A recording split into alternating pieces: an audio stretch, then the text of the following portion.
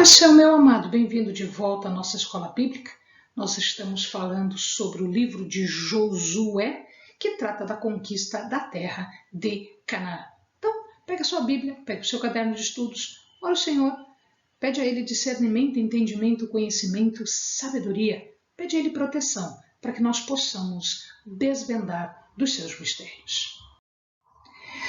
Numa primeira parte, nós falamos sobre a conquista da terra e nós estamos já terminando a chamada distribuição da terra.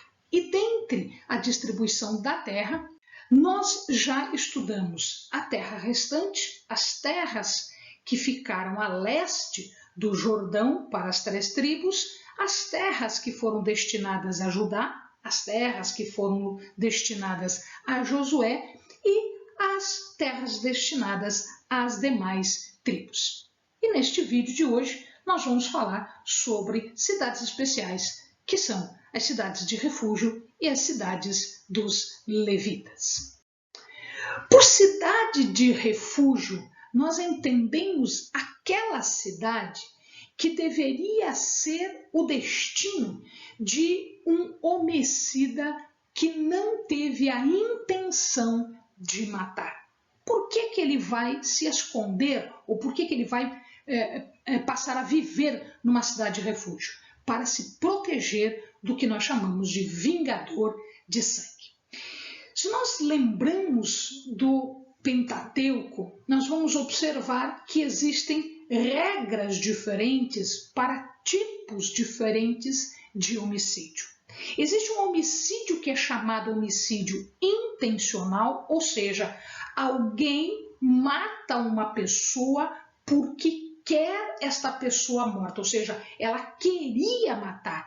Há uma premeditação, ela prepara o crime e ela mata a pessoa porque é isto que ela quer. E existe aquele homicídio que é um homicídio acidental.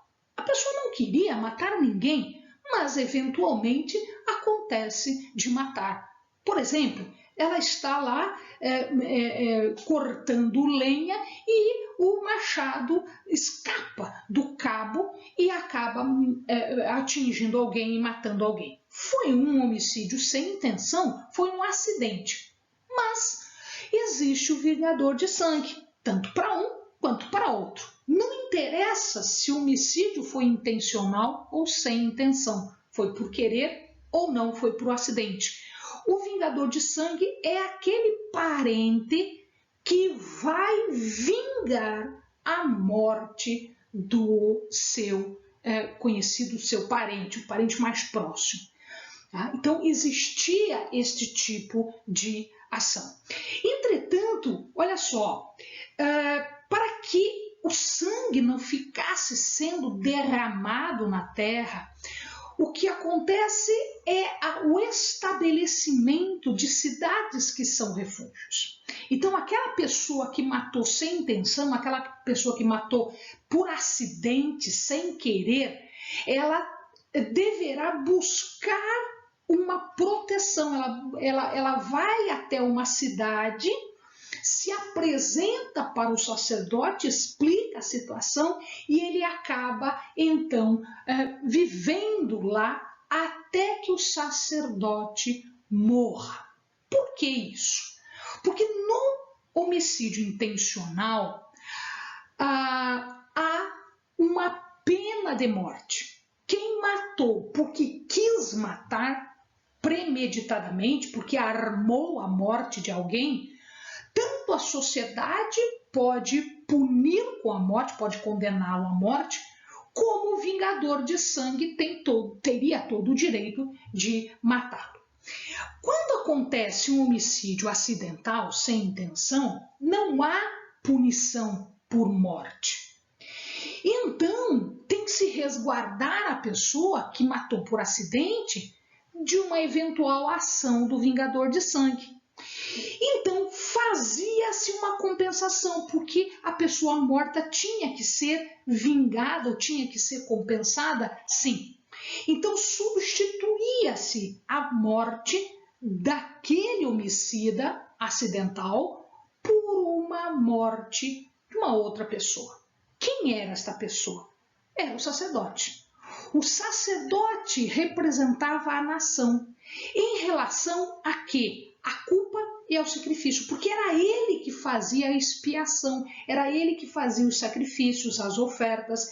Então, era ele que fazia essa intermediação de culpa e sacrifício. Ora, quando o homicida não intencional se refugiava ali, ele podia viver sem a preocupação de que o vingador de sangue iria matá-lo. Até quando ele ficava nesse suspense? Até quando ele tinha que viver naquela cidade? Até que o sacerdote vivesse. Quando o sacerdote morria por causas naturais. O homicida sem intenção, o acidental, ele estava liberado. Por quê? Porque alguém morreu. O sangue foi derramado, não necessariamente sangue, porque ele poderia ter morrido de tantas coisas, mas a morte do sacerdote vai então substituir a morte do homicida. Então o vingador de sangue estava satisfeito, então ele não precisava mais se preocupar. Enquanto o homicida acidental estivesse na cidade, tudo bem. Se ele saísse da cidade sem que o sacerdote morresse, aí ele estaria à mercê do vingador de sangue. Quando Moisés recebeu estas orientações, ainda no deserto, ainda em peregrinação, ele disse que cidades deveriam ser indicadas de acordo com a distribuição das tribos. Então, deveria ter 3 cidades-refúgio a leste do Jordão e 3 a oeste do Jordão. Então, o que eles fizeram? Eles viram cidades importantes, cidades que ficavam estrategicamente colocadas, e eles fizeram, então, de um lado, Bezer, aqui em Ruben, depois Ramote-Gileade, aqui próximo a Gade, e Golã, lá mais para cima em Manassés. Do outro lado, nós temos Guedes, depois nós temos Siquém e depois nós temos Hebron. Estas são as chamadas cidade-refúgio. Ao mesmo tempo em que se estabeleceu as cidades-refúgio, também se estabeleceu as chamadas cidades dos levitas. Lembrem-se, os levitas não receberam terra, eles não receberam porção, porque a porção deles é do Senhor. Mas eles têm que morar em algum lugar, eles têm que construir as suas casas, e eles eventualmente têm o seu gado, eles têm os seus bens.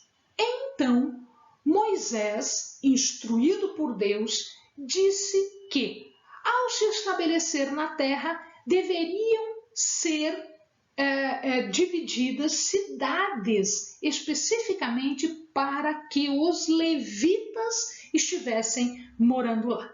Quem são esses levitas? Esses levitas são os descendentes lá da tribo de Levi. Então nós temos aqui os coatitas, os gersonitas e os meraritas. Eram eles que montavam e desmontavam o tabernáculo, eram eles que faziam as oferendas, que faziam os trabalhos todos do tabernáculo. Quem fazia as oferendas era o sacerdote. E então, neste sentido, eram aqueles que estavam relacionados com a adoração. Em Números 35, se estabelece que as cidades dos levitas eram medidas, então se pegava a cidade do muro onde terminava a cidade, deveria se medir 2.000 côvados para cada lado, que eram os arrebaldes aonde o gado e os bens deveriam estar. Foram 48 48 cidades distribuídas nas terras que conquistadas dos cananitas.